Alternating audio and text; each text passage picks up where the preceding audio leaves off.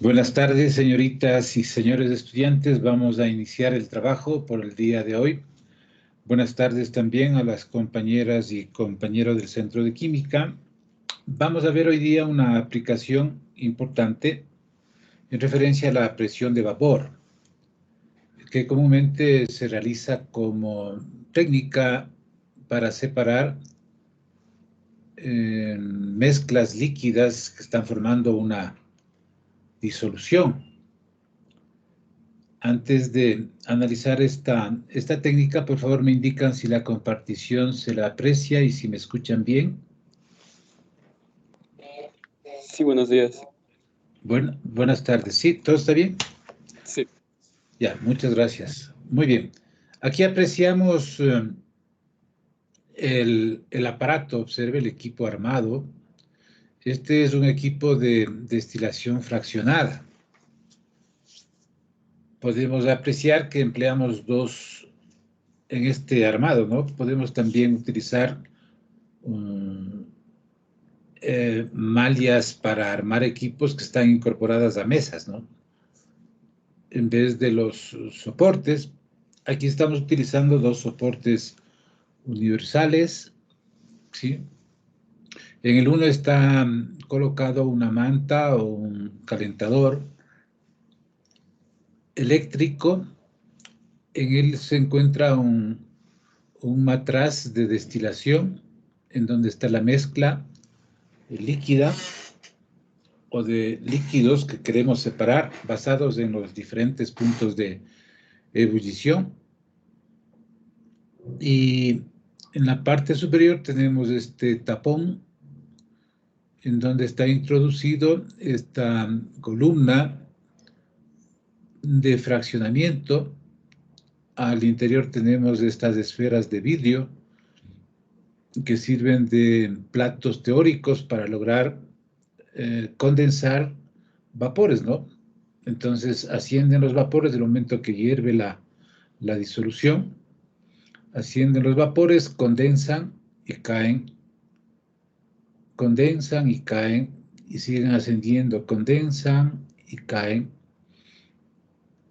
hasta que el líquido que tiene menor punto de ebullición, es decir, mayor presión de vapor, sigue atravesando, llamémoslo así, estos obstáculos, en donde hay permanentes condensaciones, evaporación, evaporación, porque esto está hirviendo, ¿no es cierto? Hasta que el líquido que tiene una mayor presión de vapor hierve a menor temperatura, en otras palabras, sus vapores van a llegar a este punto, ¿ya? Entonces se encuentra el bulbo de un termómetro. Esta tubuladura lateral está conectada a un condensador o refrigerante, donde vemos una tubuladura central y concéntricamente por fuera propiamente el condensador, es decir, un ingreso de agua fría por este sitio. Entonces envuelve a todo lo que ingresa acá como vapor, condensa y cae ya en forma líquida el componente líquido de mayor presión de vapor, menor punto de ebullición. El agua, una vez que ejerce su acción de enfriamiento, sale por este ducto. Por aquí ingresa, por aquí sale, ¿no? Lógicamente tenemos conectadas mangueras a la toma de agua y también al desagüe. Aquí tenemos un matraz receptor, ¿sí? Entonces, básicamente este es el equipo. Aquí tenemos un adaptador, ¿no? Es decir, este es un tubo conector entre el condensador y este balón o matraz de recepción. Aquí está la columna de fraccionamiento. Como decíamos, estas esferas rojas representan estos platos teóricos, es el nombre técnico, platos teóricos que van haciendo que se pueda separar un líquido de otro.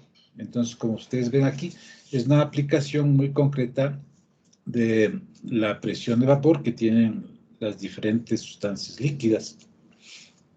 Y es factible separar mediante este procedimiento que sirve inclusive de base para a nivel industrial, por ejemplo, refinar petróleo. Una refinería fundamentalmente tiene como su base de funcionamiento una destilación fraccionada. Entonces el crudo se va separando en base a esta técnica, ¿no? Fundamentalmente, ¿no? De ahí se encuentran otros procesos complementarios para separaciones, por ejemplo, ya de componentes del petróleo más densos, ¿no? Ahí tenemos también presencia de azufre, presencia de otros hidrocarburos más pesados y algunos más livianos, etcétera, etcétera, ¿no? Pero el alma, podemos decir así, de una refinería es una destilación fraccionada, ¿ya? Veamos qué nos señala el contenido en el texto sobre este tema. Dice, la presión de vapor de una disolución tiene relación directa con la destilación fraccionada. Este procedimiento de separación, observe, de los componentes líquidos de una disolución que se basa en la diferencia de sus puntos de ebullición. Es la técnica, ¿no? Separar componentes líquidos que están formando parte de una mezcla homogénea, que es una disolución, basados en la diferencia de puntos de ebullición de estos componentes líquidos. La destilación fraccionada, dice, es en cierta forma análoga a una cristalización fraccionada, yendo al otro extremo. Acá estamos separando en base a la presión de vapor diferente de dos líquidos cuando hierven, formando parte de una disolución. En cambio, si vamos a la solidificación, es decir, también podemos hacer una solidificación fraccionada o una cristalización fraccionada, como dice aquí, también basados en los diferentes puntos de solidificación que puede tener una mezcla. ¿Sí? Entonces, los extremos, como usted ve, cuando analizamos el punto de ebullición, el punto de congelamiento, son parecidos, tienen una base igual, sino que están en los extremos, ¿no? Bien, dice, suponga que deseamos separar un sistema binario, es decir, con dos componentes en la disolución, por ejemplo, benceno y tolueno. Aquí tenemos dos líquidos orgánicos, aromáticos, tóxicos, cancerígenos, benceno y tolueno.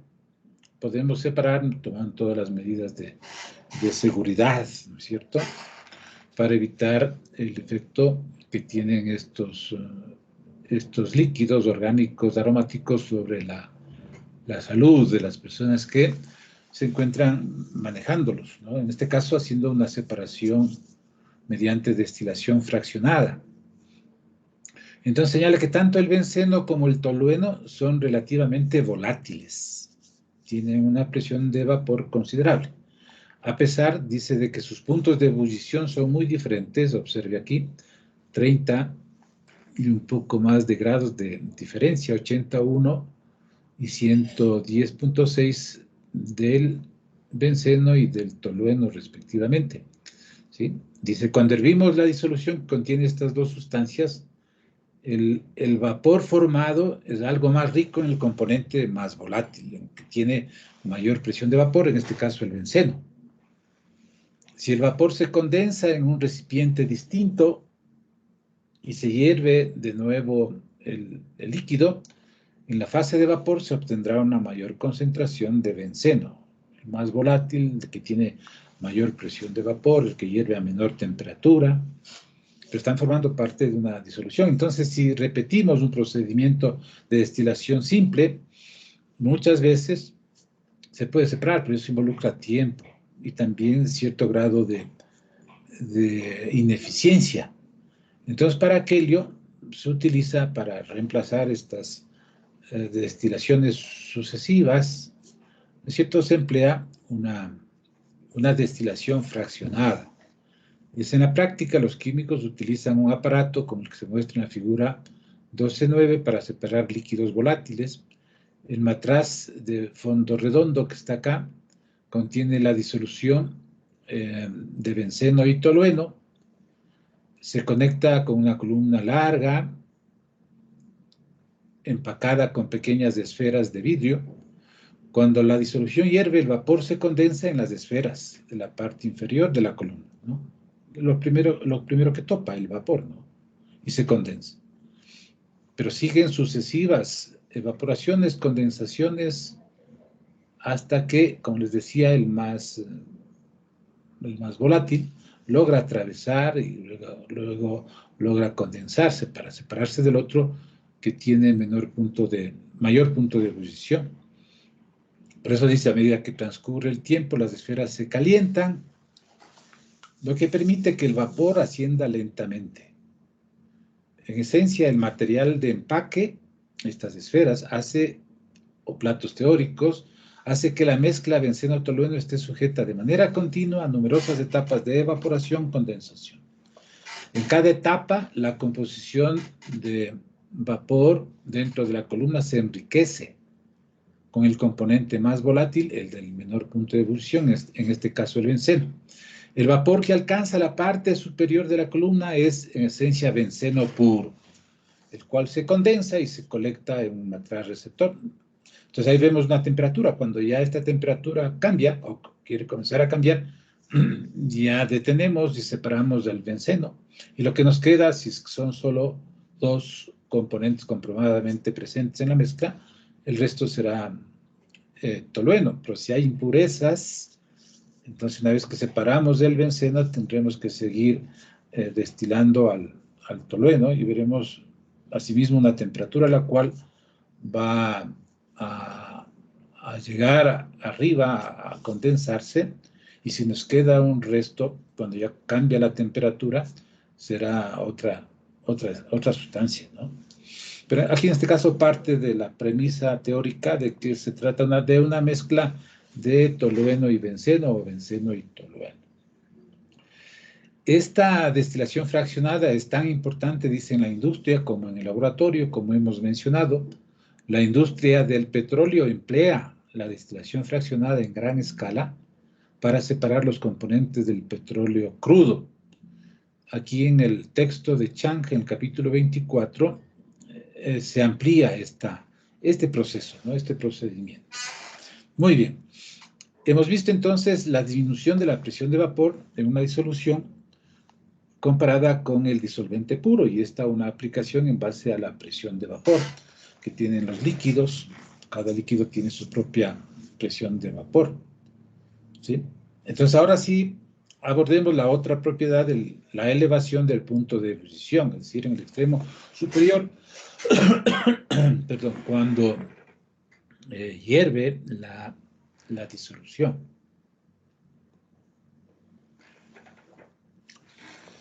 ¿Qué nos dice? El punto de ebullición de una disolución es la temperatura a la cual su vapor, o la presión de vapor, iguala a la presión atmosférica externa, ¿no es cierto? Y pasa a la fase de vapor de una manera continua hasta no quedar nada en el recipiente en donde está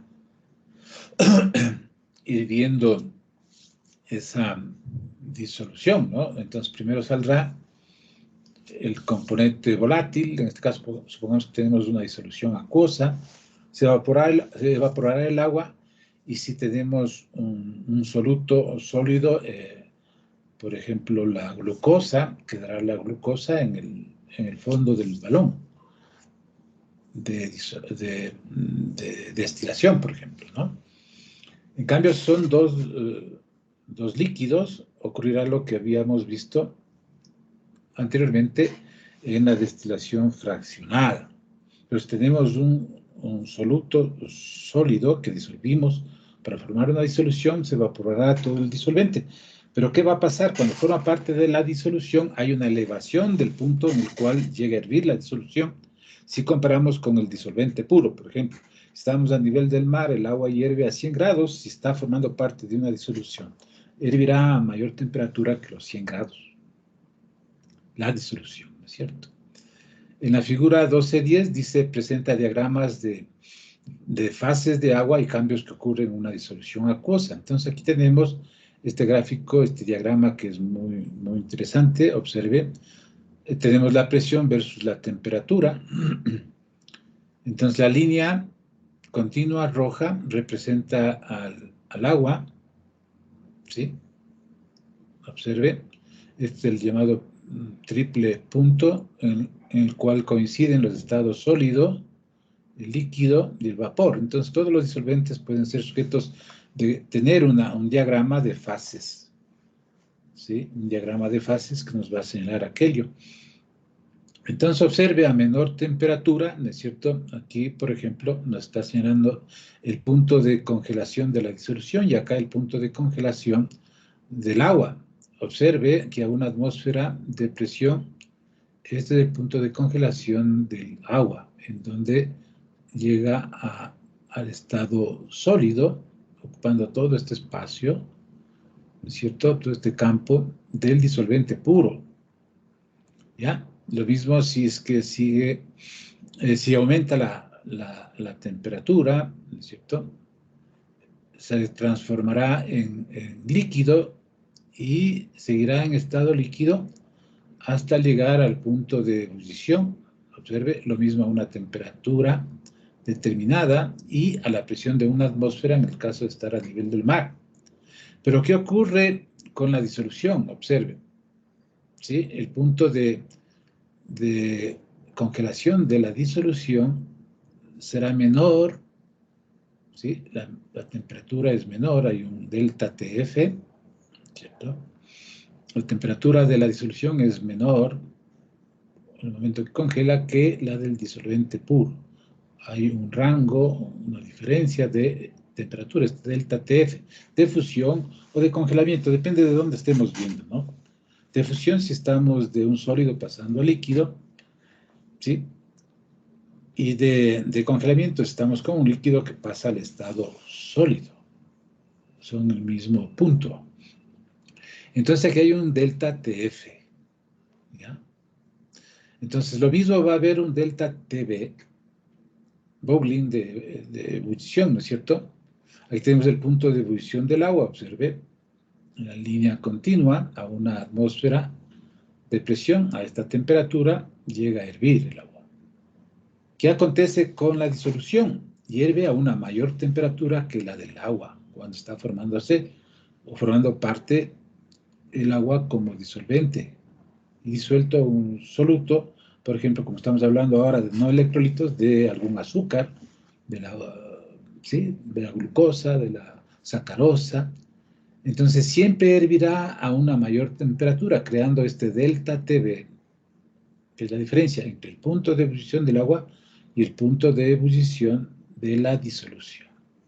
Entonces todo lo que está en rojo punteado, ¿no es cierto?, corresponde a la disolución. Siempre el gráfico, la curva de la disolución está por debajo del disolvente puro, que está en línea continua. Entonces, en todo este estado existe la disolución y el disolvente en la fase de vapor.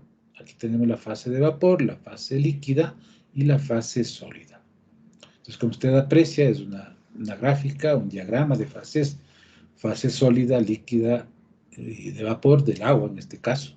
Así se puede, decíamos, elaborar de todos los líquidos que se utilizan como disolventes. Entonces aquí nos dicen la acotación sobre el diagrama de fases que ilustra la elevación del punto de presión, dice, la elevación del punto de ebullición y la disminución del punto de congelamiento o de congelación de las disoluciones acuosas. Las curvas punteadas pertenecen a la disolución, como decíamos, ¿ya? Y las líneas sólidas, ¿no es cierto?, al disolvente puro, en este caso el agua. Como se puede observar, el punto de ebullición de la disolución, ¿sí?, es más alto que el punto de ebullición del disolvente agua. Lo mismo, el punto de congelamiento al otro extremo, abajo, es menor en la disolución que en el disolvente puro. Muy bien. Entonces nos decía acá que observemos esa gráfica. Dice en la figura, 12.10 se presenta el diagrama de fases del agua y los cambios que ocurren en una disolución acuosa. Debido a que cualquier temperatura o a cualquier temperatura, la presión de vapor de la disolución es menor que la del disolvente puro. Ya habíamos tratado este tema, este asunto. Independientemente de la temperatura, la curva líquido-vapor de la disolución siempre está por debajo, como vimos en el diagrama de fases, de la del disolvente puro. Como consecuencia, la intersección de la curva punteada líquido-vapor y la línea horizontal que marca la presión de una atmósfera ocurre a una temperatura mayor que el punto de ebullición normal del disolvente puro. Este análisis gráfico muestra que el punto de ebullición de la disolución es mayor que el del agua. Esta elevación del punto de ebullición es el delta TB, que habíamos señalado, se define como el punto de ebullición de la disolución TB menos el punto de ebullición del disolvente puro T sub B a la cero. Es decir, esta elevación del punto de ebullición, este delta T sub B, es igual a la temperatura de ebullición del disolvente en la disolución, ¿sí?, menos la temperatura del disolvente puro. T sub B menos T sub B a la cero. Esta ecuación es muy importante analizarla y tomarla en cuenta para los cálculos en base a ejercicios, a problemas que se presentan en el cotidiano trabajo en un laboratorio. Debido a que T sub B, es decir, la temperatura de ebullición de la disolución es mayor que la temperatura de ebullición del disolvente puro, este delta T sub B es una cantidad positiva. El valor de delta T sub B es proporcional, observé, a la disminución de la presión de vapor de la disolución, ¿sí? Y también es proporcional a la concentración. En molalidad, observé, ya no molaridad, sino en molalidad. ¿Por qué razón? Porque la molaridad sí se ve afectada por los cambios de temperatura. En cambio, la molalidad como unidad de concentración química no es afectada, no cambia con la temperatura. Por eso se cambia a molal. ¿De acuerdo? Entonces hay una directa proporcionalidad entre el delta T sub B a la disminución de la presión de vapor y también es proporcional a la concentración. Es decir, disminuirá más la presión de vapor de la disolución si es más concentrada, ¿sí? Entonces, esta relación entre delta T sub B y la molalidad puede convertirse en una ecuación si se introduce una constante, en este caso la constante molal de ebullición, ¿no es cierto? Este K sub B multiplicado por la molalidad es igual a la elevación del punto de ebullición comparado entre una disolución y el disolvente puro. Delta T sub B es igual a K sub B por la molalidad, dando o generando esta ecuación 12.6, que la tomamos, la tenemos presente. Y ya, entonces en la continuación dice, ¿no? Es decir, ya una vez que se analiza la constitución de esta ecuación, dice, es decir, donde M es la molalidad de la disolución y K sub B es la constante molal de elevación del punto de ebullición. Las unidades de K sub B son grados centígrados sobre molalidad, y es importante, dice, entender la selección de las unidades de concentración en este caso. Se está trabajando con un sistema, el sistema es la disolución, cuya temperatura no se mantiene constante, está recalcando que no se mantiene constante, como decíamos, de modo que no es posible expresar la concentración en unidades de molaridad, pues la molaridad cambia con el cambio de temperatura. En cambio, la molalidad no lo hace. Por eso es que se maneja con molalidad. Dice en la tabla 12.2, que está aquí presente, observe, se muestran los valores de KB de varios disolventes comunes y también el KF.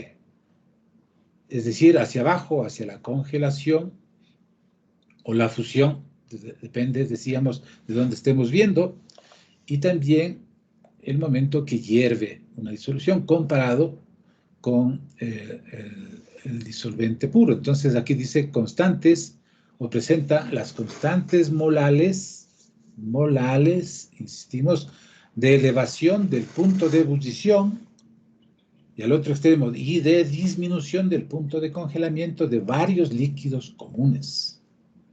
¿Sí? Cuando están formando parte como disolventes de una disolución. Entonces, en la columna izquierda tenemos a los disolventes más comunes, más utilizados para formar disoluciones.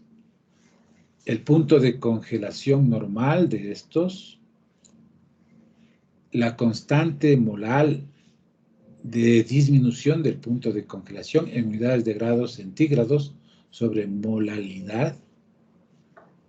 En la siguiente columna, el punto de ebullición normal en grados centígrados de este mismo disolvente o de cada disolvente. Y luego la constante molar de elevación del punto de ebullición, igual en unidades de grados centígrados sobre molar. Entonces aquí tenemos del agua, observe, punto de congelación normal, es decir, medido a una presión de una atmósfera, ¿no? Sabemos muy bien, a nivel del mar el agua va a congelar a 0 grados centígrados y su KF, la constante molar, ¿no es cierto?, de disminución del punto de congelación es de 1.86 en grados centígrados sobre molar, perdón. ¿Ya? Al otro extremo, el momento que hierve el punto de ebullición normal del agua a una atmósfera de presión, sabemos bien, 100 grados centígrados, y el KB, observe, es de 0.52. Ahí tenemos del benceno, igual valores, del etanol, observe, el punto de congelación del etanol, menos 117.3 grados centígrados, observe. A esa temperatura congela el metanol a una atmósfera de presión. Ahí tenemos el K sub F, el punto de ebullición normal del etanol, 78.4 centígrados, y su K sub B, 1.22. Otro empleado frecuentemente es el ácido acético. Observe, congela a la temperatura que tal vez en este momento tenemos en Quito, a 16.6 grados centígrados. Es por ello que el ácido acético concentrado se le llama ácido acético glacial, porque a una temperatura como esta, que puede ser común en muchas partes a estas horas, es la temperatura a la cual congela el ácido acético, ¿sí? El integrante del vinagre. El K sub F 390, el punto de ebullición, observe 117.9, y tiene un K sub B de 293, y un último disolvente, el ciclohexano, observe, congela 6.6, el K sub F es alto, observe 20. El punto de ebullición normal, 80.7, y su K sub B, 279. Entonces aquí tenemos algunos datos extremos, queremos decir así, ¿no? Pero es importante tomar como un referente, una ayuda importante, gravitante, esta tabla, ¿sí? Entonces, cuando tenemos disoluciones en las cuales hay estos disolventes, ya sabemos cómo, qué esperar, ¿sí? Bien. Ya, entonces dice en la tabla 12.2 se muestran valores de K sub B de varios disolventes comunes por medio de la constante de elevación del punto de ebullición para el agua y la ecuación 12.6, ¿es cierto?, que tenemos acá arriba, ¿ya?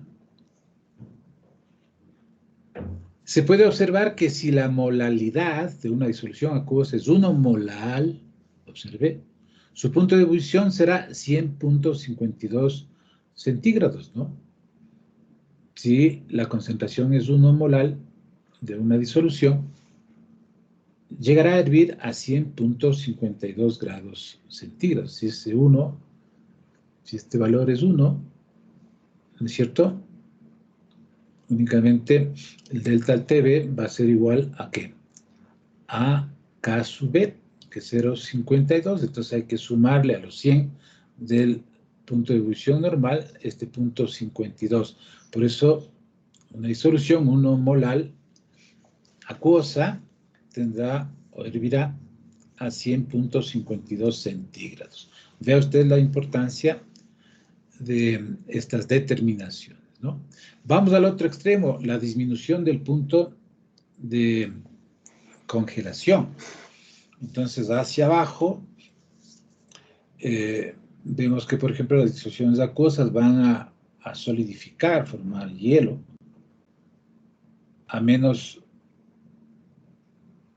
a temperaturas menores a 0 grados centígrados. A la que lo hace a una atmósfera, ¿no es cierto?, de presión el agua como disolvente puro. Entonces señala una referencia geográfica, dice, para una persona no científica, tal vez pase inadvertido el fenómeno de la elevación del punto de ebullición. ¿Cierto? Yo les decía, en una comparación un poco más familiar, que la sopa hervirá siempre a mayor temperatura que el agua que sirve de disolvente para prepararla. ¿Cierto? Pero dice un observador cuidadoso que vive en un clima frío, está familiarizado con la disminución del punto de congelación. ¿Sí? El hielo en las carreteras y las baquetas congeladas, dice, se derrite cuando le espolvorean sales como cloruro de sodio o cloruro de calcio. Entonces, cuando ponemos estos solutos iónicos, aunque estamos hablando de no electrolitos, pero vale para ejemplificar. Entonces, usted tal vez conoce que en regiones donde se congela fácilmente el agua, por ejemplo, en nuestro país, observe el día de ayer en la región Sierra, llovió en la noche e hizo mucho frío. Y este momento en Quito, por ejemplo, todo el sector de la cordillera oriental está congelado. Ha habido interrupciones en el paso hacia el oriente por estos sitios de la cordillera oriental y se ha interrumpido el tráfico, ¿no? Están limpiando, están un poco atendiendo por el riesgo que involucra que los vehículos se movilicen sobre hielo, donde pueden deslizarse, accidentarse. Entonces, ¿qué hacen? Cuando ocurre esto en los países de 4 estaciones, generalmente botan cloruro de sodio o cloruro de calcio para hacer que descienda el punto de congelamiento. Entonces, espolvorean, como dice acá, para ayudar a que, ¿no es cierto?, congelen a mucha menor temperatura. Entonces, en todo caso, sobre agua líquida es más factible deslizarse que sobre el hielo. ¿Ya? Este método antihielo funciona. ¿Por qué? Porque disminuye el punto de congelación del agua cuando forma parte de estas disoluciones por la adición de cloruro de sodio o cloruro de calcio. ¿Ya? Eso ocurre, eso acontece. Lo mismo acá, vea el tratamiento en un aeropuerto.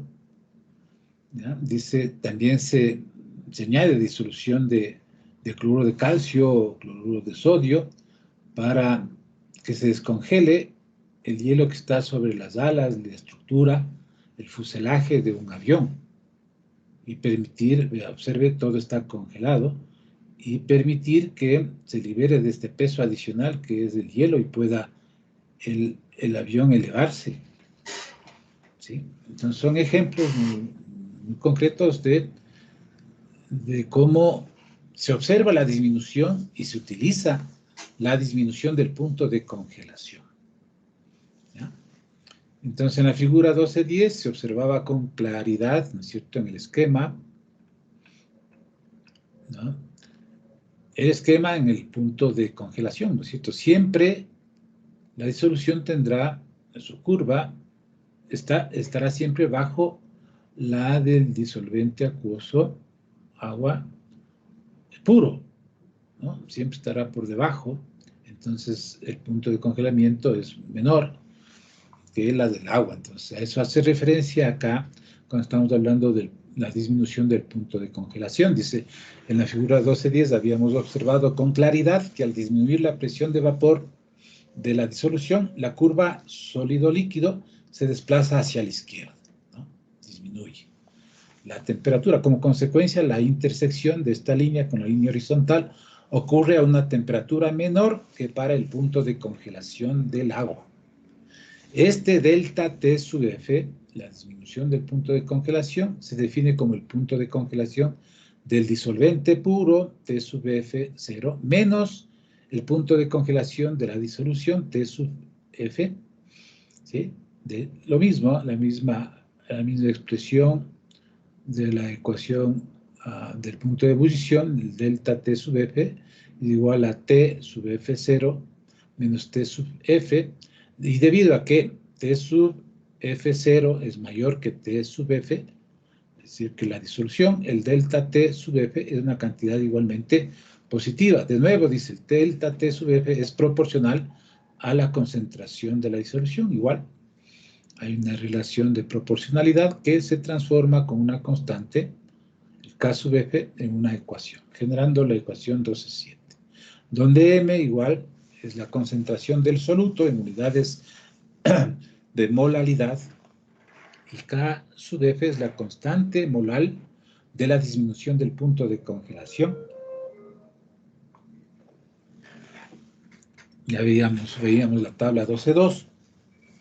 Igual que para K sub B, las unidades de K sub F son grados centígrados sobre molal.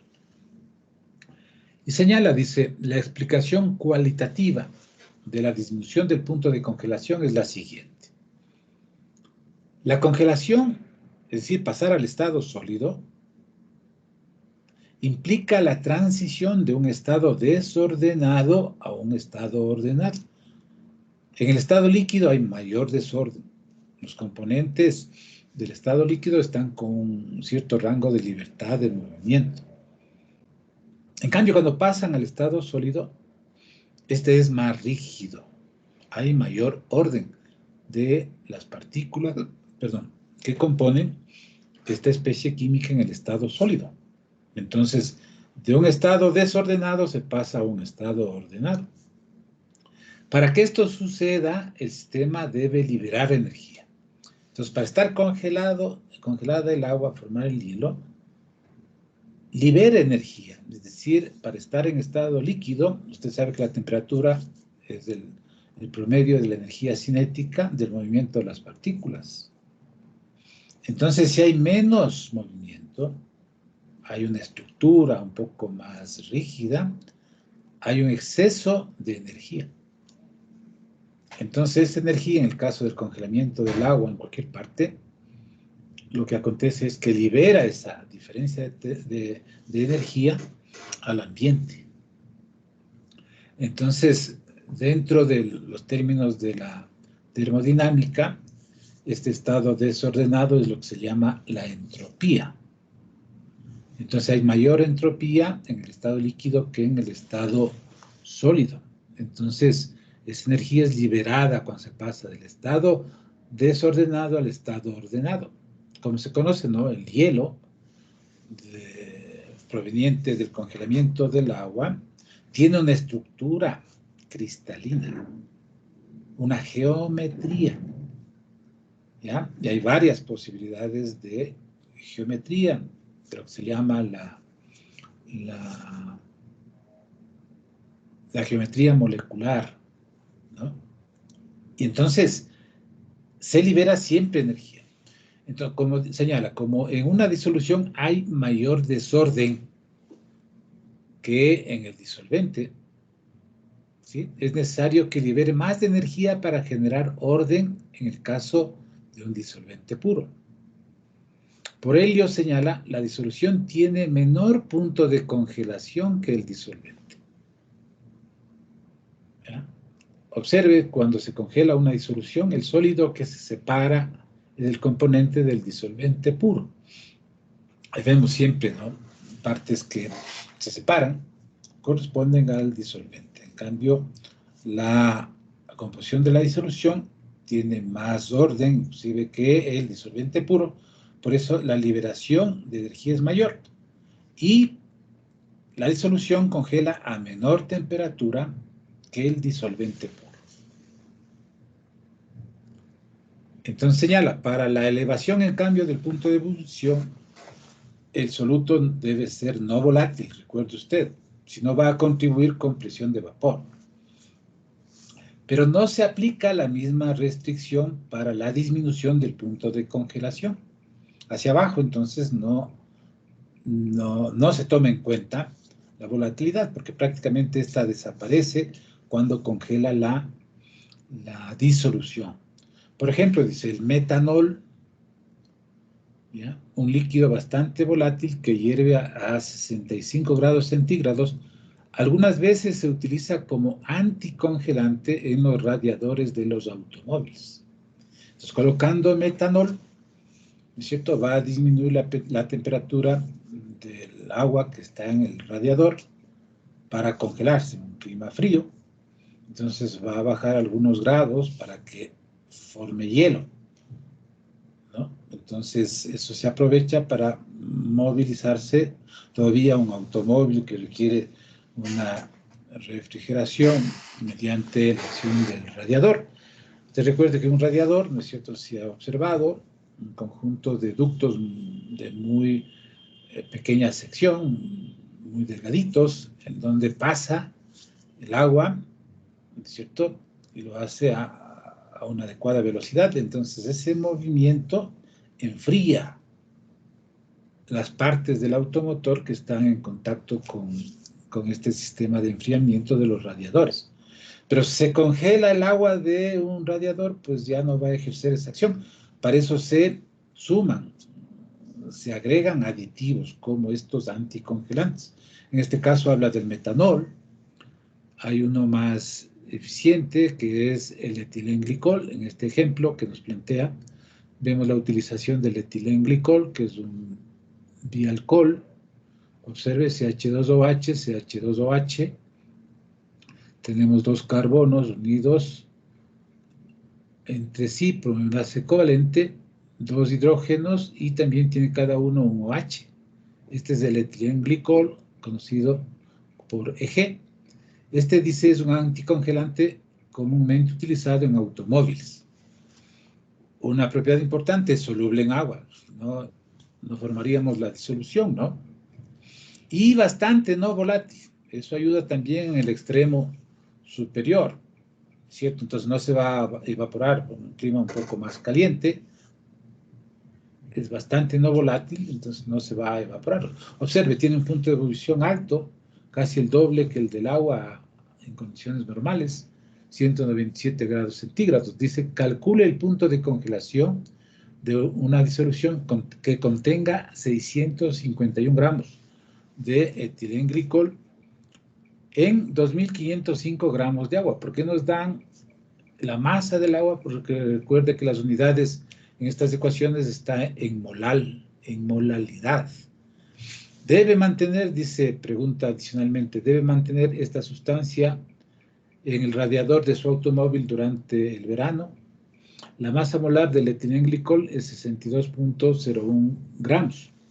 ¿Qué estrategia? La aplicación de las ecuaciones correspondientes. Este problema pide que se encuentre la disminución del punto de congelación en este ejemplo. Este delta T sub F es el que hay que calcular. Aquí tenemos la constante porque está utilizándose agua, constante molal, crioscópica también se le llama, del agua para congelar, y K sub F. y la molalidad de la disolución que hay que calcular, pero no hay problema, tenemos la masa del soluto, tenemos la masa del disolvente y sabemos que la molalidad, ¿cierto?, responde a número de moles de soluto sobre masa en kilogramos del disolvente. Entonces podemos calcular sin problema la molalidad. La información proporcionada, dice, permite calcular la molalidad de la disolución y con base en la tabla 12.2 se encontrará el valor de K sub F para el agua.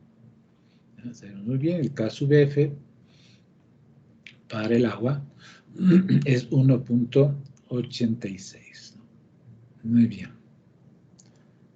En la solución, dice, para encontrar el valor de la molalidad de la disolución necesitamos conocer el número de moles del etilenglicol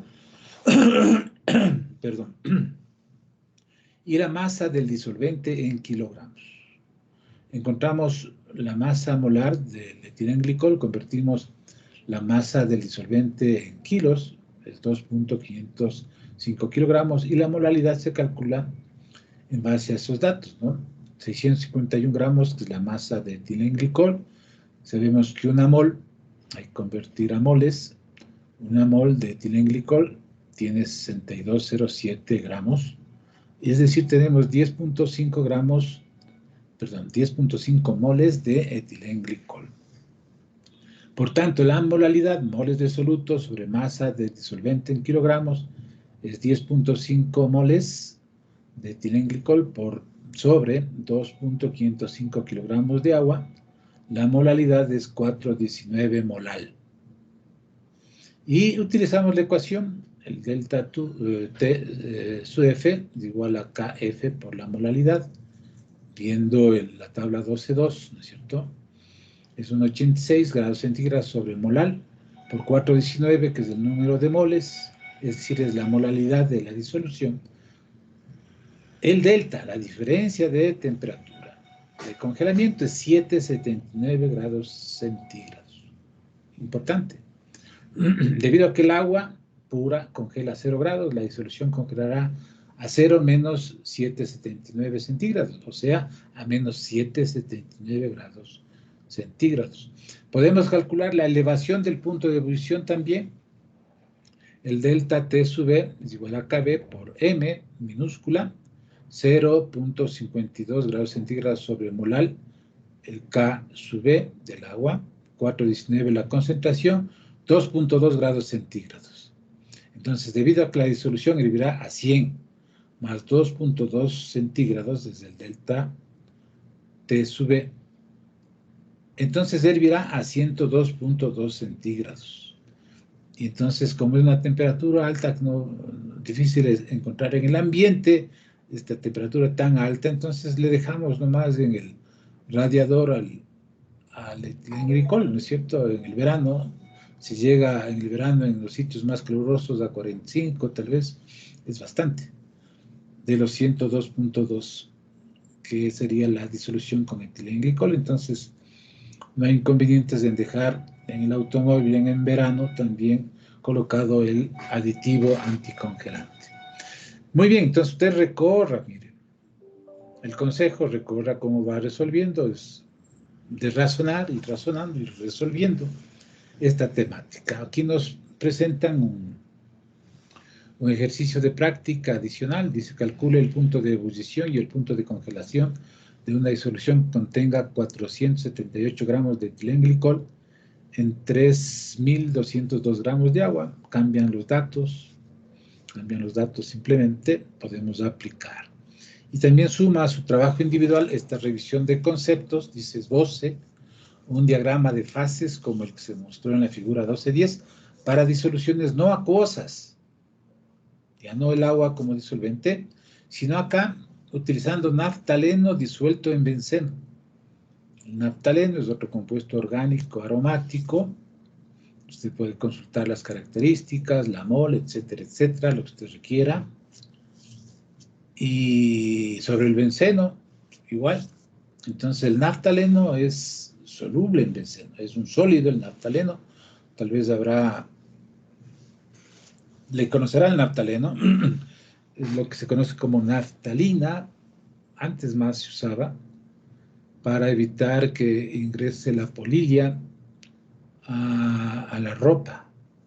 Entonces, este potente veneno, también cancerígeno, se utilizaba en unas pequeñas esferas de naftaleno, se ponía entre la ropa para evitar que ingrese la polilla. Bueno, ahora hay otros procedimientos menos tóxicos para evitar aquello, ¿no? Inclusive las fibras que hoy elaboran, las fibras textiles, tienen tratamientos que le hacen resistente también a la acción de la polilla. Bueno, dice, la depresión del punto de congelación y la elevación del punto de ebullición se aplicarían todavía en este caso, pregunta. Entonces usted analiza este contexto para incorporar a su trabajo individual. Bien, vamos a quedar allí y dejamos para mañana tratar ya la última propiedad, que es la presión osmótica. ¿Hay alguna inquietud, jóvenes, de lo revisado acá? ¿Alguna pregunta? Si no, damos paso inmediatamente al componente experimental con Anita Calderón. ¿No hay inquietudes? ¿No hay preguntas? No. Muy bien. Una vez que concluyamos las propiedades coligativas, haremos la evaluación tercera, ¿sí?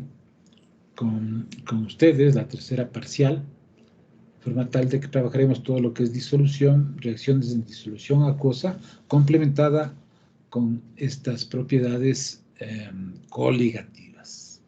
Bien, Anita, adelante, buenas tardes. Por favor, te escuchamos y te observamos. Buenas tardes, doctor. Bendiciones para todos, chicos. Adelante, buenas tardes, todo bien. Gracias, doctor. Les voy a compartir mi pantalla para revisar la práctica de laboratorio del día de hoy. El día de hoy, pues, chicos, vamos a continuar. Justamente coincide con lo que el doctor les estaba explicando en lo que es la teoría sobre las propiedades coligativas. Vamos a ver una práctica bastante didáctica donde vamos a ver todas estas propiedades. Voy a compartirles mi pantalla. Me avisan, por favor, si es que la pueden visualizar correctamente.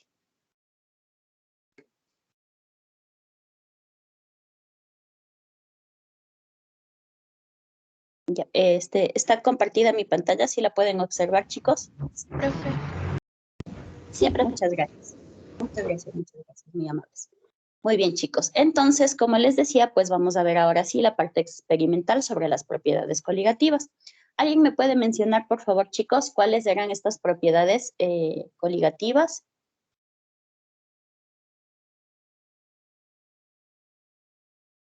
A ver, vamos con Shirley, por favor.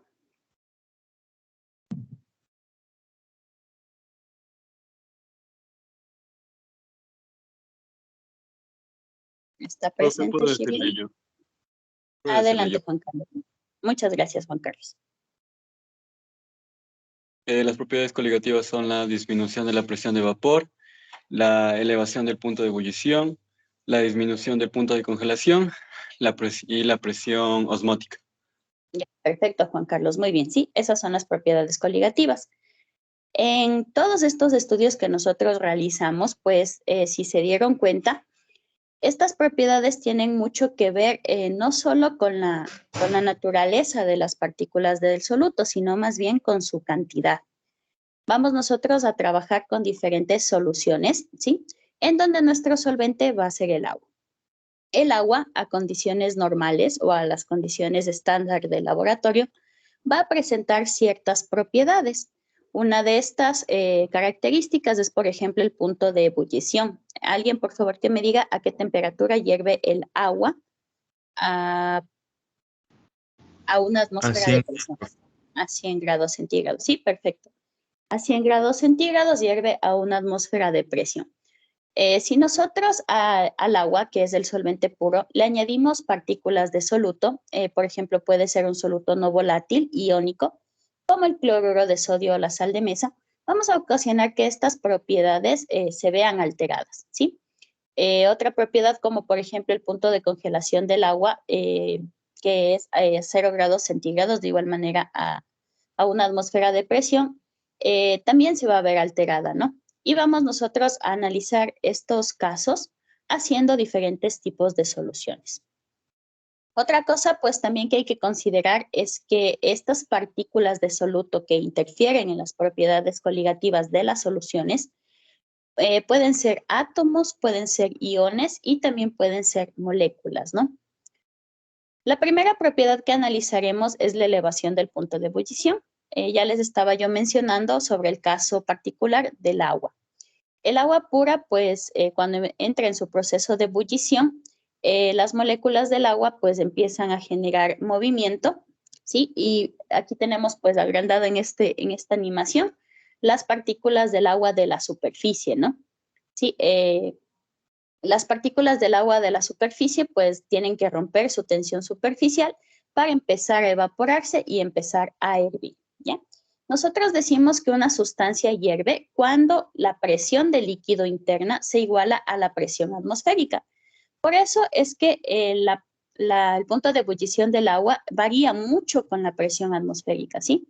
Si bien es cierto, a una atmósfera de presión, es decir, a nivel del mar o en nosotros, en nuestro país, en las regiones costaneras, el agua sí va a hervir a 100 grados centígrados, pero si nosotros hacemos un ensayo y determinamos el punto de ebullición del agua en ciudades de una altura considerable, como por ejemplo en Quito, el punto de ebullición se va a ver disminuido en este caso. Ya no va a hervir a 100 grados centígrados. Disculpa, chicos.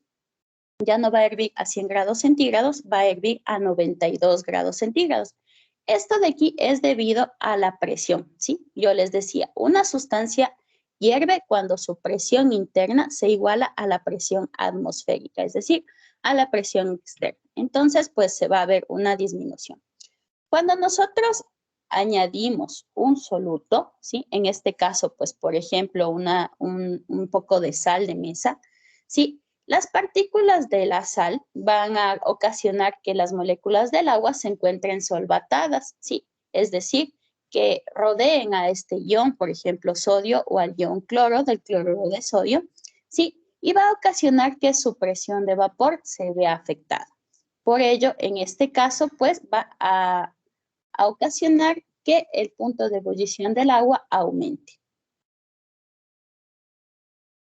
Muy bien. Entonces, aquí tenemos un ejemplo, ¿no? Sí, digamos que tenemos un solvente puro que normalmente hierve a 95 grados centígrados. Si nosotros a este solvente puro le colocamos una sustancia, por ejemplo, azúcar, ¿sí? O la sacarosa, y tiene una concentración específica, vamos a ocasionar que su punto de ebullición sea aumentado, ¿sí? Ya no va a hervir a 95 grados centígrados, sino va a hervir a 110 grados centígrados. La siguiente propiedad coligativa que analizaremos es la disminución del punto de congelación. Y en este caso, pues, ya sabemos que la congelación significa que una sustancia que es líquida, pues va a pasar al estado sólido debido a la disminución de temperatura, ¿no? En este caso, pues, cuando nosotros colocamos un soluto dentro del solvente puro, lo que va a pasar es que su punto de congelación se va a ver afectado. En este caso, va a disminuir. Y el doctor, pues, ya nos mencionaba algunas de las aplicaciones que tienen para la industria automotriz la disminución del punto de congelación. ¿Alguien se acuerda, chicos, por favor, qué sustancia se le colocaba al agua para que su punto de congelación sea más bajo? Cloruro de sodio. No se le puede colocar cloruro de sodio en el sistema automotriz. Era otra sustancia, era un alcohol.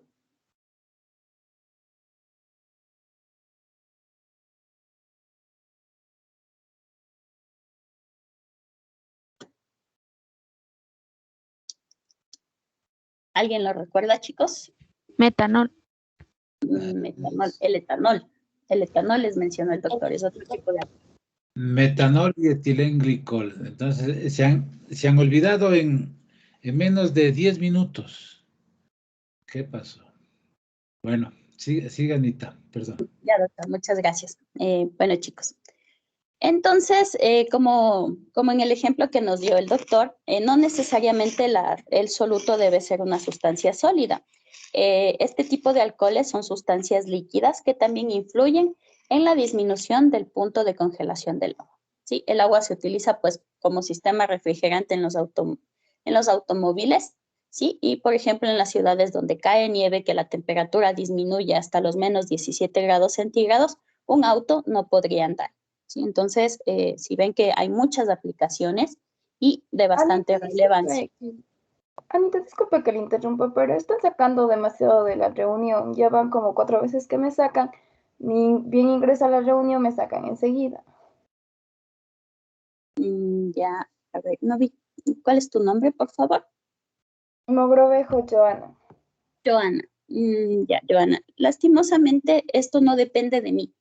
Depende de la actitud de tus compañeros y ahí es un llamado de atención para ellos, ¿sí? La reunión les permite a ustedes, pues, manipular ciertas cosas, ¿sí? Pero yo asumo que estoy tratando con estudiantes que están educándose para formarse como profesionales y este tipo de actitudes son demasiado infantiles, ¿ya? Que ni siquiera en niños de escuela o de colegio debería estar permitido. Entonces ahí sí ya depende de la ética de cada uno de ustedes para que este comportamiento no vuelva a suceder. Ya estamos finalizando el año, qué pena, qué lástima. Joana, mil disculpas, me disculpo por esas personas imprudentes que están teniendo estas actitudes y esperemos que no vuelva a suceder. Cristian, tienes levantada la mano, no sé si deseas intervenir. Sí, sí, Anita, buenas tardes con todos. Justamente de este tema que nos comenta Joana, hace un tiempo igual pasó esto y se pudo identificar a la persona con ayuda de TICS.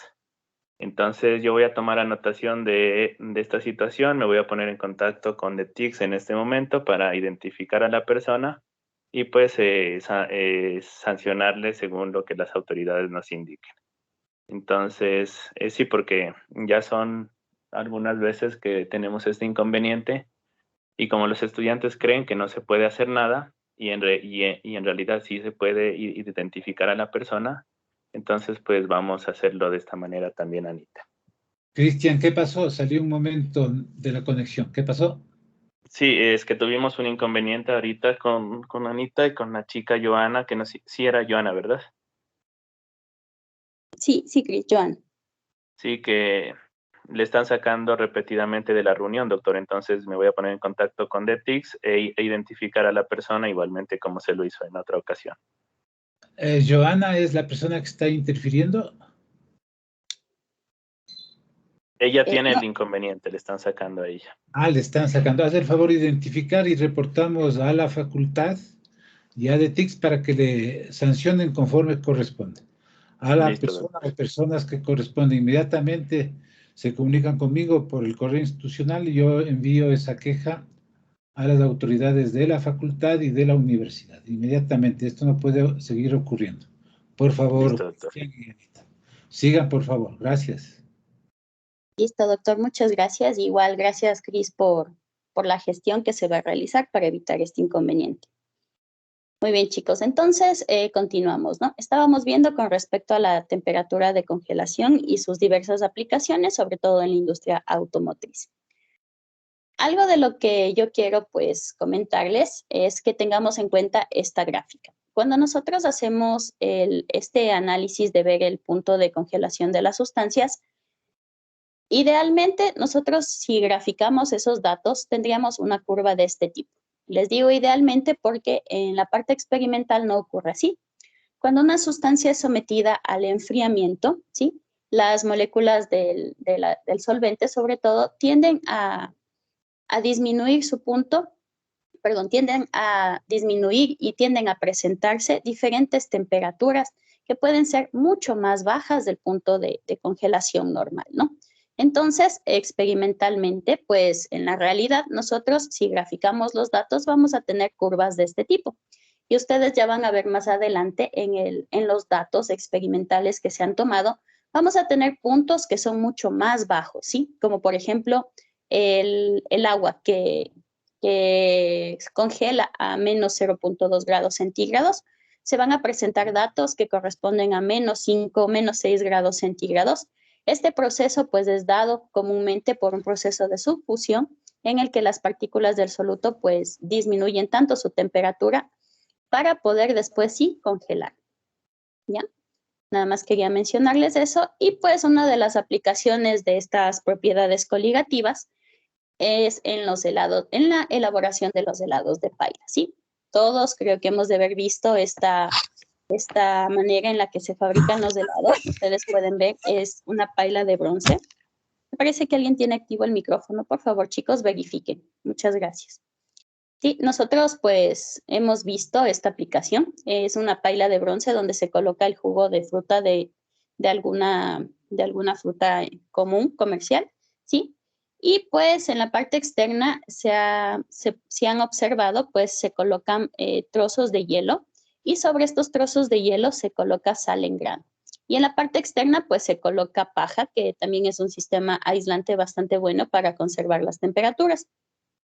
Entonces, el hielo se conservará a temperaturas mucho más frías e incluso, pues, tiende a durar más en este caso, pues, en estado sólido para poder garantizar que el hielo dure más tiempo para poder fabricar un helado.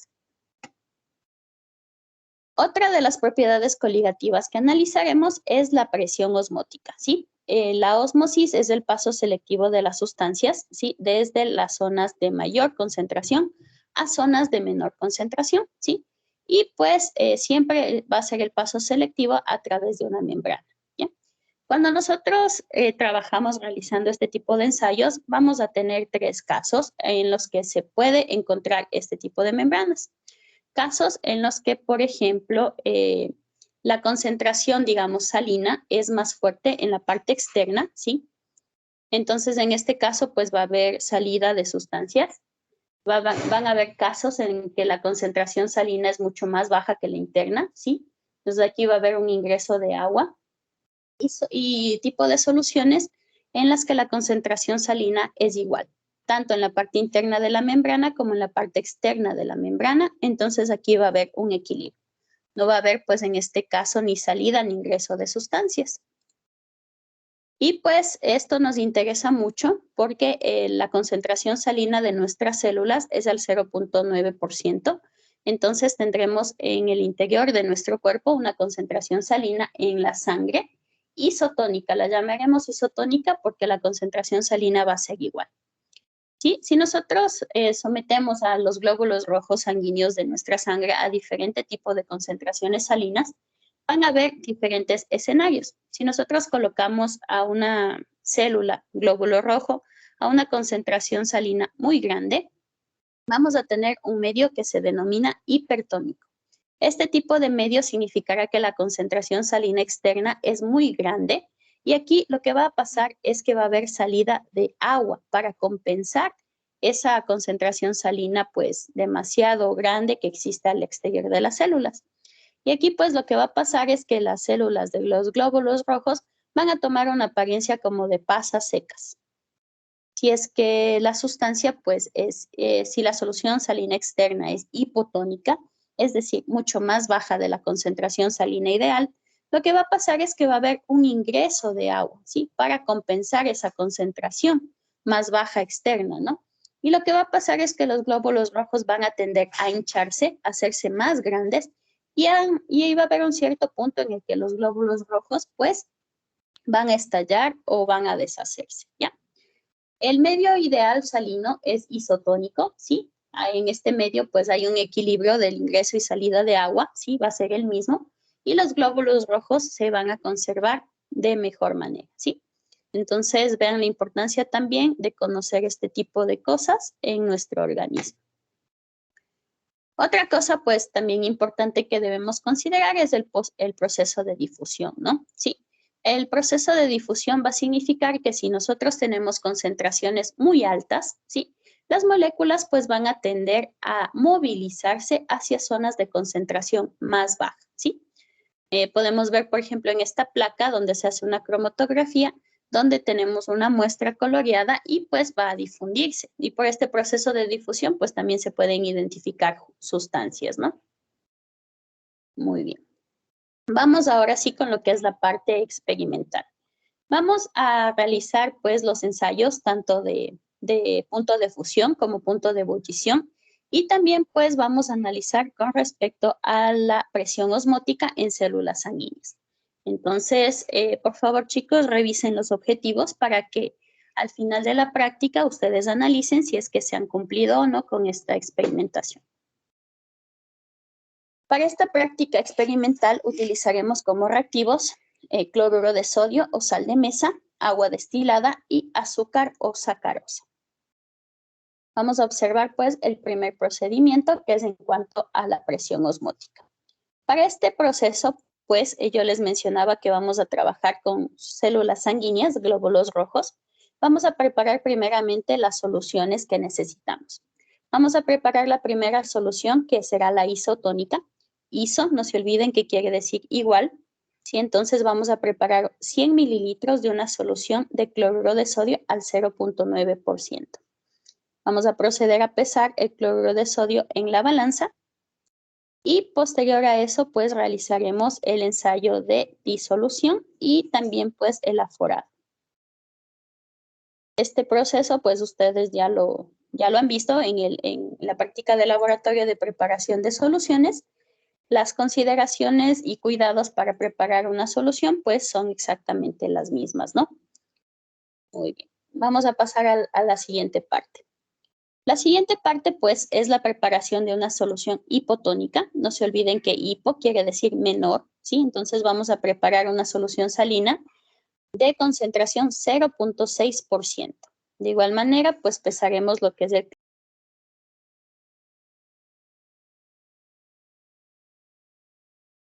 como es al 0.6%, el peso será 0.6 gramos de cloruro de sodio aforados en 100 mililitros. Una vez que realizamos... Dejó de compartir.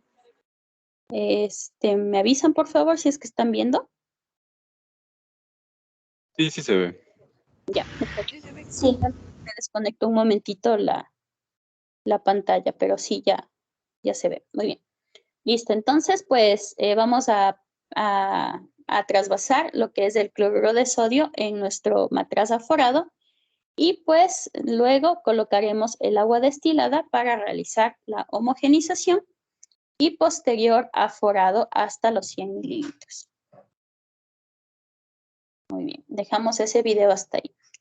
El siguiente paso pues es preparar una disolución hipertónica. Hiper quiere decir mucho más alto o mayor. ¿Sí? Entonces, pues para este caso, pesaremos 5 gramos de cloruro de sodio y aforaremos a 100 mililitros. Este procedimiento, si ven la diferencia, pues lo realizaremos el pesado en un vaso de precipitación, debido a que la concentración de cloruro de sodio que necesitamos es mucho más grande. Y entonces vamos a realizar pues una solución previa, ¿no? Vamos en el vasito, a añadir el agua destilada y a trasvasar a nuestro matraz aforado, teniendo de igual manera pues las consideraciones que ya les hemos dado en prácticas anteriores sobre la preparación de soluciones, pero en este caso sobre todo de los lavados cuantitativos, ¿no? Que hay que garantizar que todo el sólido sea transferido. Una vez pues que hemos preparado las soluciones, lo que vamos a realizar es trasvasar en vasitos, de igual manera pues rotulados, para poder identificar las soluciones y utilizarlas posteriormente. Ahora, ¿qué vamos a hacer? Vamos nosotros a trabajar, como les decía, ¿no? Vamos a analizar el comportamiento de las células sanguíneas y en este caso pues lo que necesitamos es tomar una muestra de sangre directamente, ¿no? Para ello, pues desinfectamos una lanceta, desinfectamos también pues la parte del dedo de donde se va a tomar la muestra. Cuando se toman muestras de sangre, pues lo mejor es realizar una presión sobre el dedo para que se concentre la sangre y tomaremos 3 gotas. Colocaremos en 3 portaobjetos, que son estos cuadrados de vidrio que ustedes pueden ver aquí. nos permiten visualizar al microscopio. Entonces, pues vamos a colocar una gota de sangre en cada uno de estos. Están también pues rotulados para poder identificar qué tipo de soluciones vamos a colocar en cada uno de los portaobjetos. Entonces ahí están las muestras sanguíneas. Lo siguiente que haremos pues es colocar las muestras sanguíneas, las muestras salinas, ¿sí? Aquí pueden ver en la parte de atrás que están colocadas las soluciones que preparamos anteriormente y vamos a colocar aproximadamente unas 2 o 3 gotas de cada una de estas soluciones.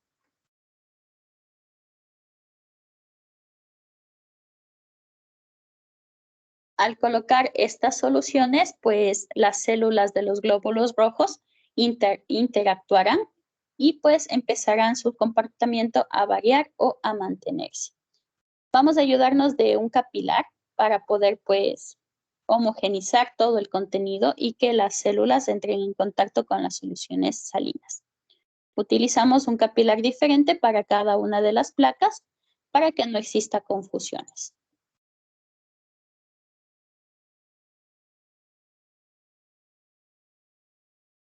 Muy bien. Una vez que realizamos pues la homogenización, vamos a tapar la muestra con un cubreobjetos. Un cubreobjetos es un pedazo de vidrio mucho más delgado, cuadrado, que va a proteger la muestra y también pues va a proteger lo que es el microscopio para que se pueda pues observar adecuadamente. Lo que prosigue pues es analizar las muestras bajo el microscopio, ¿sí? Este de aquí es uno de los microscopios que tenemos en el laboratorio. Este es un carro portamuestras, es la parte donde se colocará la muestra. Estos son los lentes objetivos que nos van a permitir pues realizar el aumento necesario para que se puedan visualizar las células sanguíneas. Y de igual manera, pues en la parte inferior del microscopio está encendida una lámpara. Para poder visualizar mejor, pues se necesita una lámpara que nos dé la luz necesaria. Y aquí pues ustedes podrán ver los resultados, ¿no? Este de aquí es una toma fotográfica de lo que se puede observar a través del microscopio cuando tenemos una solución hipotónica y el aumento es de 10x. La siguiente pues es la solución hipotónica con un aumento de 40x. Aquí nosotros podemos ver los glóbulos rojos, ¿sí? Que tienen pues una forma no convencional para lo que son los glóbulos rojos y tienen una apariencia hinchada. La siguiente solución va a ser una solución isotónica, ¿sí? Aquí podemos ver los glóbulos rojos, ¿sí? Esta es su forma normal, redondeada. Están dispersos, tienen una distancia pues considerable entre sí, no están todos muy juntos. La siguiente pues es una vista de la solución isotónica en 40x. Aquí los glóbulos rojos se puede observar esta parte interna que tiene como un brillo, es su núcleo y está intacto. La siguiente observación va a ser una solución hipertónica, ¿sí? Con aumento de 10x. Y la siguiente, pues, que es interesante que vean, es con la solución hipertónica con un aumento de 40x. Y aquí tenemos lo que les mencionaba, ¿no? En la gráfica que estaba al inicio. Estos son los glóbulos rojos que se han deformado, que tienen esa apariencia de pasita, que su núcleo pues se ha destruido y por eso pues no se lo puede observar tan bien, ¿no? Esta fotografía pues está en proceso todavía, por eso pues tenemos glóbulos rojos de diferentes tamaños. Aquí hay unos más pequeños. Este pues era un glóbulo rojo normal, pero aquí ustedes pueden observar otros que están ya deformándose, encogiéndose y otros adquiriendo su forma alargada. Muy bien. Ese fue el efecto de las soluciones salinas en la tonicidad de las células. Lo siguiente que vamos a analizar es la disminución del punto de fusión. Para ello, pues nosotros trabajaremos con una muestra de agua, en este caso es agua destilada, ¿no? Lo primero que vamos a realizar, pues como vamos a analizar el punto de fusión, vamos a preparar lo que se llama una mezcla frigorífica o un baño de hielo-sal. En este baño de hielo nosotros pues colocaremos hielo, unos cubos de hielo y una cantidad de sal aproximada, más o menos unas 2 o 3 cucharadas. ¿Sí? Se coloca para garantizar que el baño de hielo pues sea bastante frío.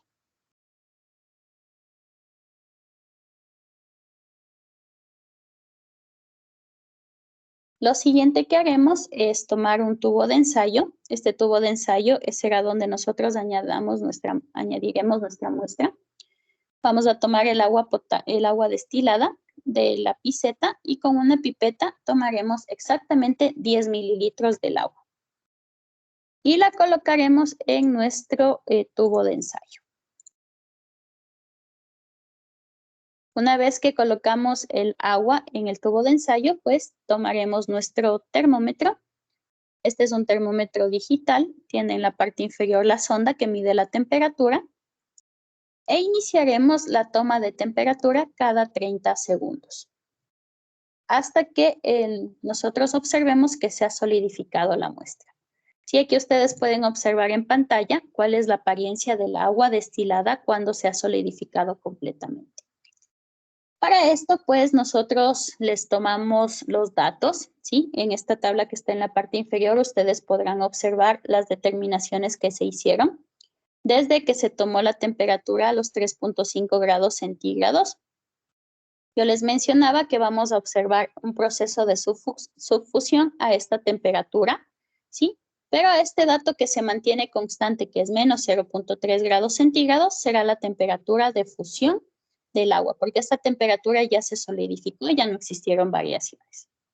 Estas tablas de datos, chicos, ustedes deben transcribirlas nuevamente en su hoja de informe para que puedan hacer los cálculos necesarios. Lo siguiente, pues ya nosotros observamos el comportamiento del solvente puro. Ahora, pues nosotros analizaremos qué es lo que sucede cuando nosotros añadimos, en este caso, un soluto. Vamos nosotros a ocupar el cloruro de sodio.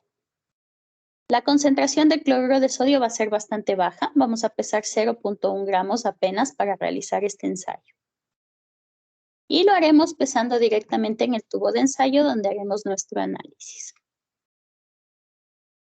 Una vez que realizamos pues la pesada, ¿sí? Aquí pueden observar el peso.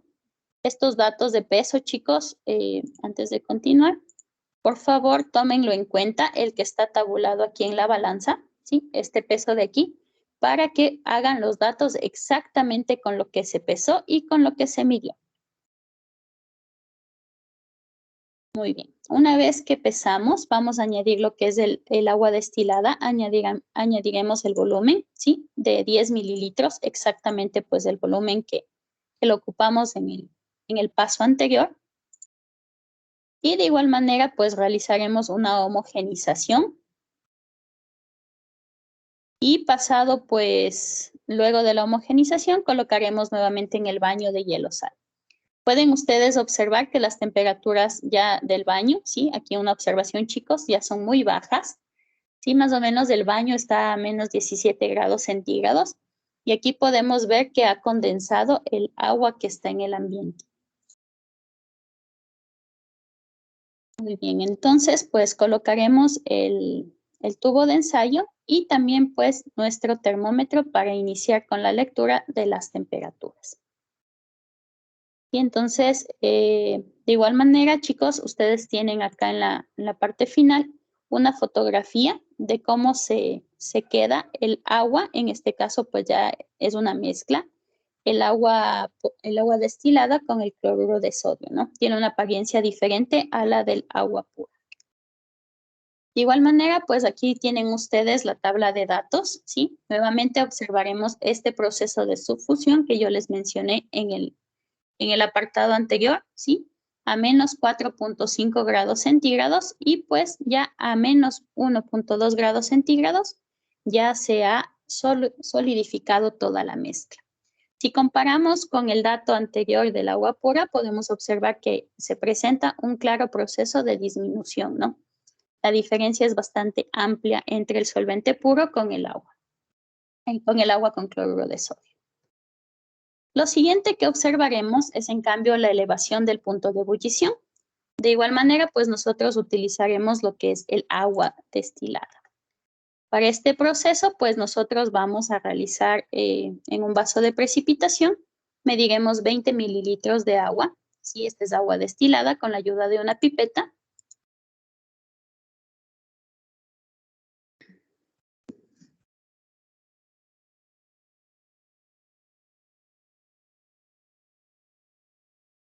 Muy bien. Y una vez que pues hemos realizado la medición, nosotros armaremos un equipo de calentamiento. En este caso, pues necesitamos un aro metálico, una malla.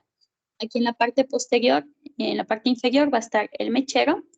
Y vamos, pues, para que sea más fácil la toma de datos, en este caso, pues, colocaremos una pinza, un tapón y por la mitad del tapón que tiene un agujero, colocaremos el termómetro. Una vez que el equipo, pues, está acoplado, encenderemos el termómetro y iniciaremos el calentamiento. La lectura de los datos se toman cada 20 segundos desde que la temperatura del agua llega a los 80 grados centígrados. Y en este caso, chicos, pues está la cámara enfocada al termómetro. Ustedes deben ir sacando los datos, ¿sí? Pueden ayudarse para tomar el tiempo de la duración del video o si no, pues ustedes pueden con un cronómetro iniciar el conteo del tiempo, ¿no? Te voy a adelantar un poco porque estos datos pues ustedes los deben tomar. Sí, entonces ya aquí ya ha iniciado la ebullición y pues nosotros debemos tomar los datos hasta que se mantiene constante, ¿no? Voy a adelantarle un poco más para que ustedes puedan observar cuál es la temperatura de ebullición en Quito. ¿Ya? Más o menos 91.8 grados centígrados, ¿no? Entonces, chicos, este video, pues ustedes lo tienen que volver a ver para que hagan la toma y registro de los datos. Lo siguiente que haremos, como ya observamos la temperatura de ebullición del solvente puro, vamos ahora a preparar una disolución, ¿sí? En este caso, pues vamos a preparar una disolución utilizando sacarosa. Y para ello, pues aquí se ha pesado el azúcar, ¿sí?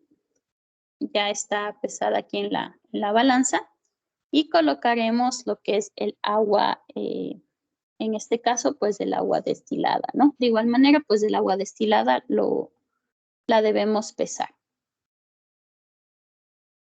Como en este caso, pues es una disolución bastante concentrada, estamos preparando una disolución 2-molal, 20 mililitros de esta disolución. Entonces, la agitación pues debe ser bastante vigorosa debido a que necesitamos que todo el azúcar sea disuelta.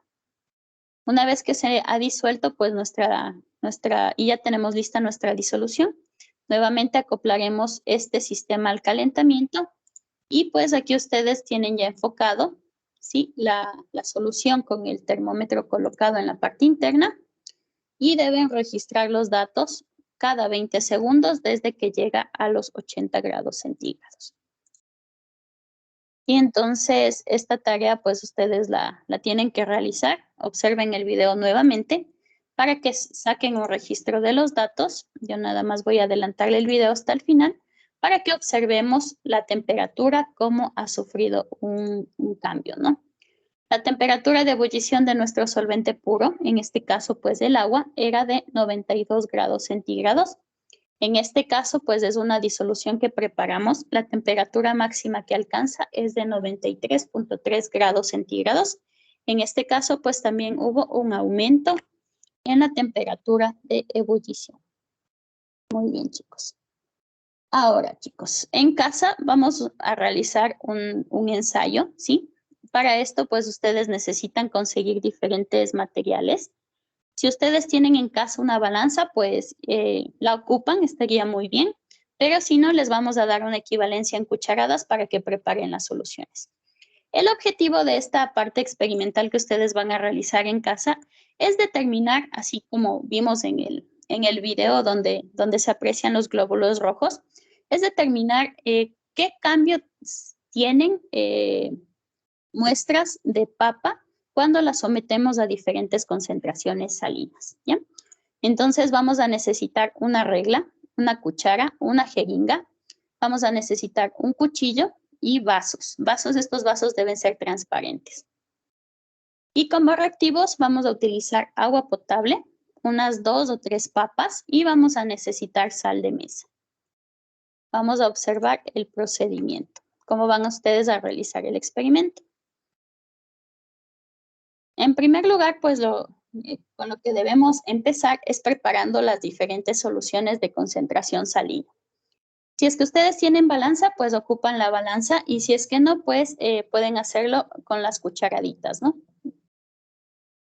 Vamos a pesar 1 gramo para el primer vaso, ¿sí? Y pues pesamos y trasvasamos y también etiquetamos. ¿Sí? En este caso, pues se lo hizo solamente con un marcador. Se colocó el número 1 para saber que en el primer vaso hay 1 gramo de sal.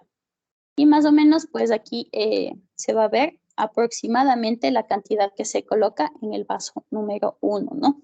Utilizando una cucharadita. De igual manera, pues vamos a hacer el mismo proceso. Vamos a pesar ahora el doble de sal. Vamos a pesar 2 gramos. Y colocaremos en el siguiente vaso, lo etiquetaremos con el número 2. De igual manera, pues pueden ustedes ver nuevamente el video para que vean más o menos a cuánto equivale cada cucharadita. Pero si no, también les hemos colocado una tabla de equivalencias, ¿no? Para las personas que no tienen balanza. Muy bien, este proceso lo realizamos para 5 vasos, en donde en el vaso número 5 se colocarán 5 gramos de sal. De igual manera, pues no se olviden de etiquetarlos, ¿no? Vamos a adelantar un poquito el video para que esto pues ustedes lo revisen más detalladamente en la casa.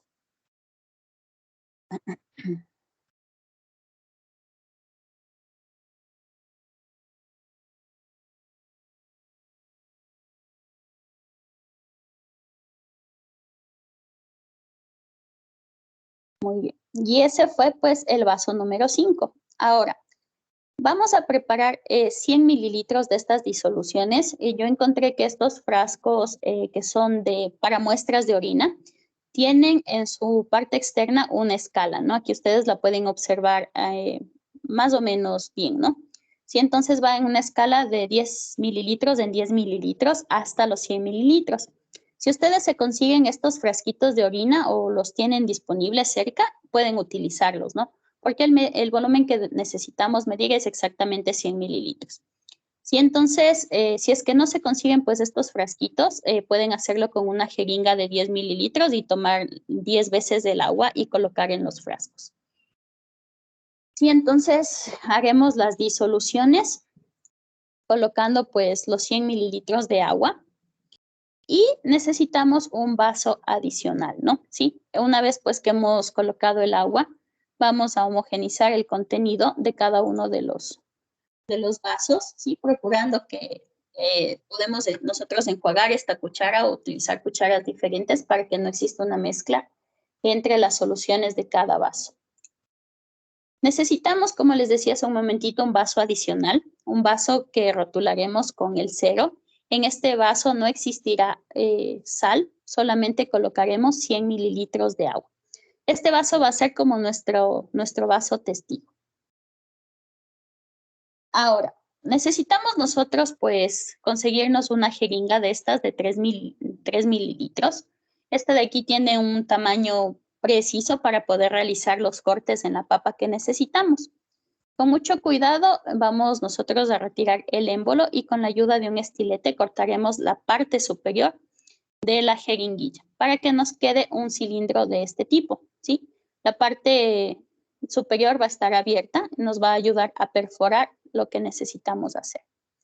Vamos a utilizar unas papas de un tamaño estándar, ¿sí? Y pues lo primero que vamos a hacer es realizar un corte para hacer una especie de base plana en la papa, ¿sí? Entonces, una vez que nos queda de esa manera, nosotros podemos colocar perfectamente la papa sobre una superficie plana para que la papa no se nos esté moviendo debido a las irregularidades que suelen tener. Ya con la papa lista, vamos a utilizar nuestro cortador que lo realizamos en el paso anterior y vamos a hacer incisiones en la papa para ir sacando estos cilindros que ustedes pueden ver aquí, ¿no? Vamos a necesitar más o menos unos 18 cilindros, ¿sí? Entonces, yo creo que con unas 3 o 4 papas les alcanza perfectamente para que realicen esto. Si se les dificulta sacar los cilindros, pueden ayudarse del émbolo de la jeringa, como estaba aquí en este proceso. Sí, aquí. Pueden ayudarse del émbolo de la jeringa para que los puedan extraer con mayor facilidad. Una vez que ya tenemos pues nuestros cilindros hechos, vamos a remover la parte de la cáscara que nos quedó en los cilindros y vamos nosotros a colocar la regla en una parte pues fija y vamos a hacer mediciones, ¿sí? En este caso pues cada cilindro va a tener una medida estándar de 3 centímetros. Pues para ello pues con la regla vamos a colocar y realizar un corte aproximado en donde son los 3 centímetros, ¿sí? Ustedes ya lo harán de mejor manera pues en su casa. Este cilindro queda un poquito más pequeño y entonces pues debemos nosotros ver que cada cilindro tenga el mismo tamaño. Con estos cilindros de papa vamos nosotros a colocarlos en los vasitos, ¿sí? Vamos a añadir 3 cilindros en cada uno de nuestros vasos y vamos a iniciar el conteo del cronómetro. Vamos a dejarles que estén sumergidos durante 20 minutos, ¿ya? Luego de este tiempo, pues cada uno de los cilindros va a haber tenido la oportunidad de interactuar con la solución salina que está pues rodeándole. Y pues ya transcurridos los 20 minutos, vamos a retirar nuestros cilindros de papa y realizar la lectura nuevamente, ¿no? Vamos a secarlos y una vez secos, vamos a proceder a medir y reportar estos datos de su medición en una tabla que está en la hoja de informe que ya les voy a indicar a continuación. Van a ver cilindros que van a mostrar alteraciones, por ello es importante que se realice por triplicado, por ello colocamos 3 cilindros en cada vaso. ¿Sí? Esos cilindros que ustedes ven ahí pues son del vaso 0 que no tenía una solución salina. Y les hemos retirado también los cilindros del vaso número 5 para que observen las diferencias, ¿no? De igual manera, pues hay que secarlos un poquito para que no se les haga mucho desastre al momento de hacer la medición.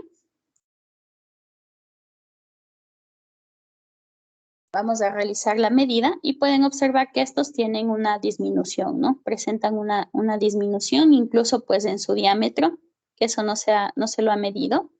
Y si los comparamos con los del vaso número 0, como está aquí la imagen, podemos ver claramente que son más pequeños, ¿no?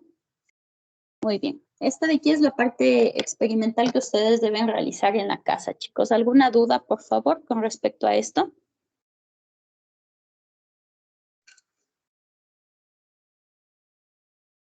Ya, Daniela, Isa, ¿está todo claro?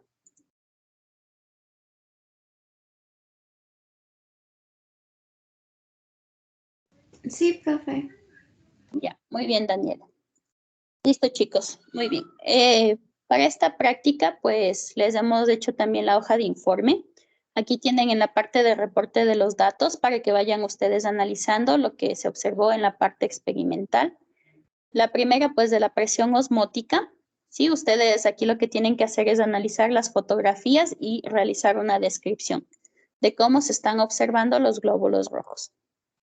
Para la siguiente parte, pues aquí colocarán lo que es la disminución del punto de fusión.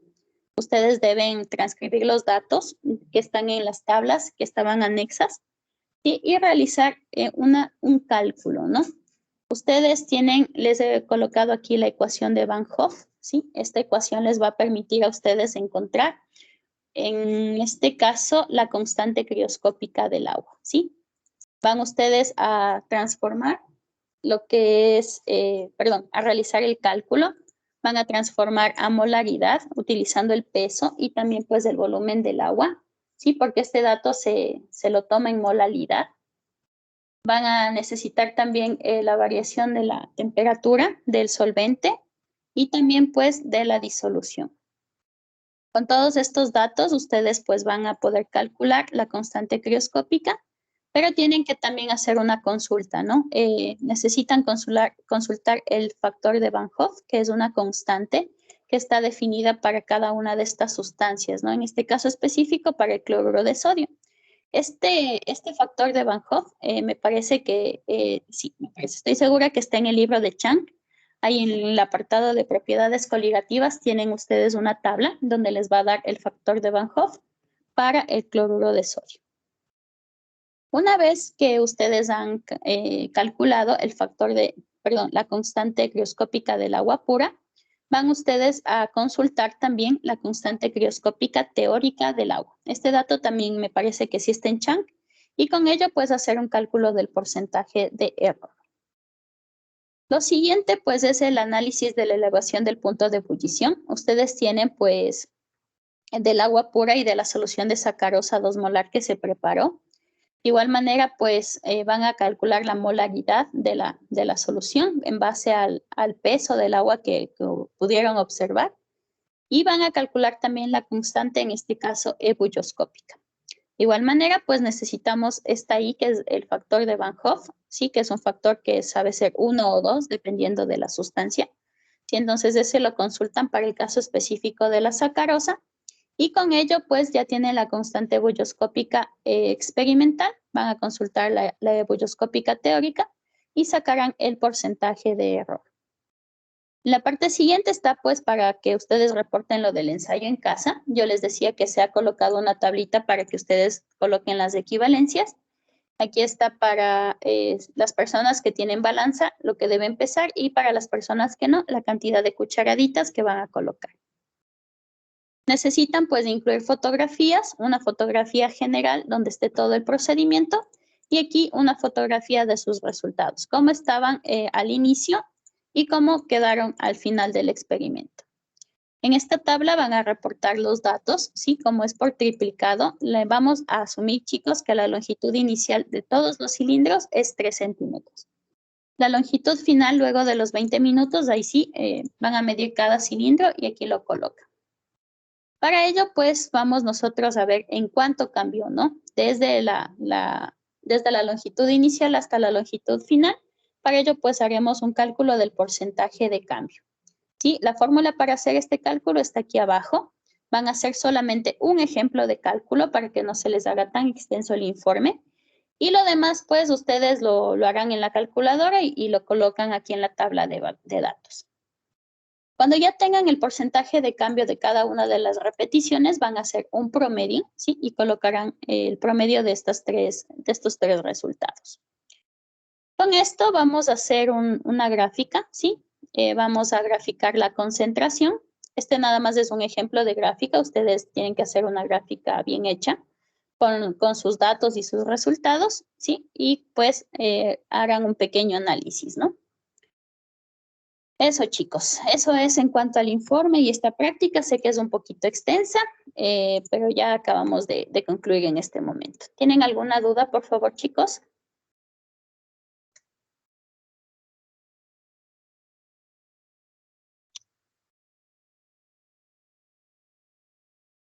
Muy bien. César Tamayo, perdón. ¿Alguna duda? No, profe, ninguna. Muy bien. Talía Tenesaca, ¿alguna duda? ¿Está todo claro?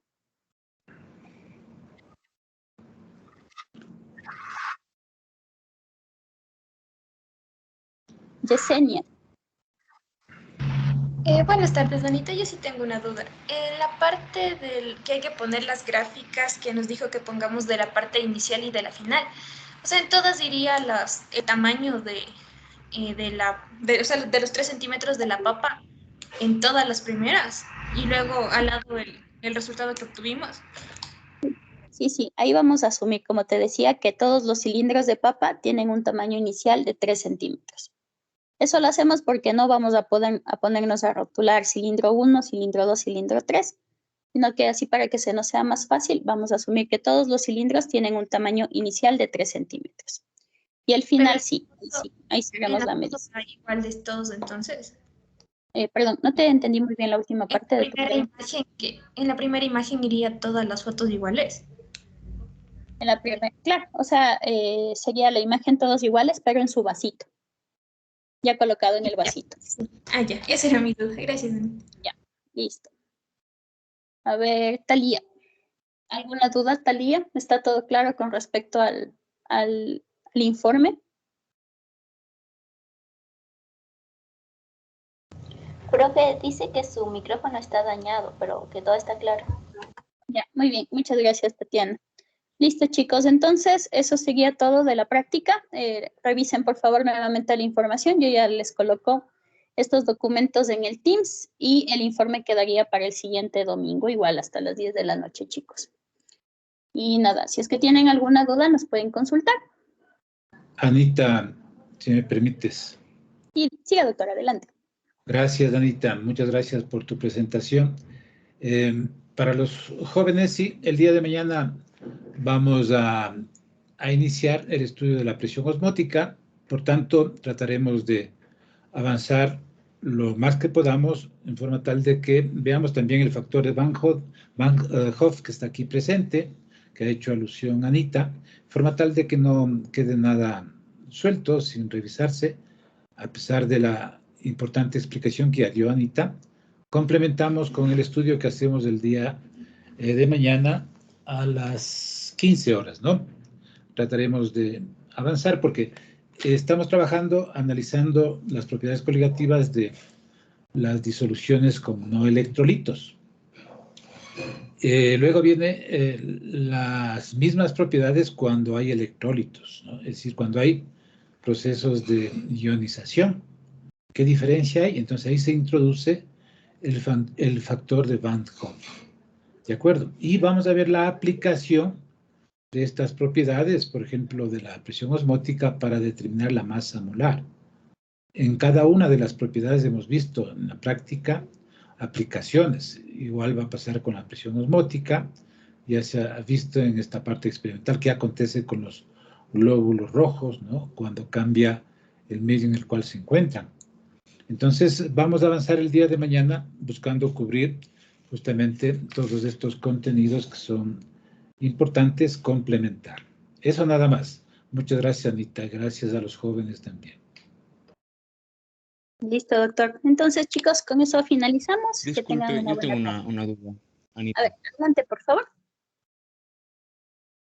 Sí, lo que pasa es que en la anterior práctica, el día lunes anterior, nos ofreció usted y Cristian enviarnos la resolución de eso que le comentamos sobre el informe. Ya. ¿Recuerda?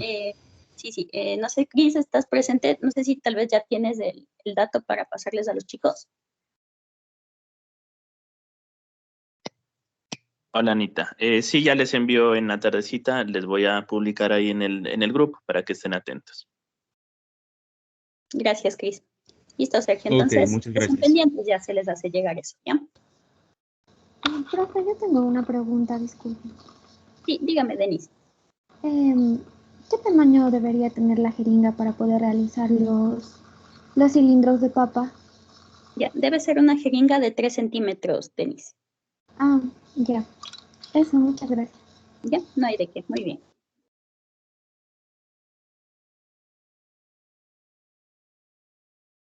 Ya, listo, chicos. Entonces, aquí concluimos. Muchas gracias por su atención. Y nos vemos la siguiente práctica de laboratorio. Que pasen una buena tarde. Gracias, Anita. Muy bien. Jóvenes, que tengan un buen día. Una buena tarde.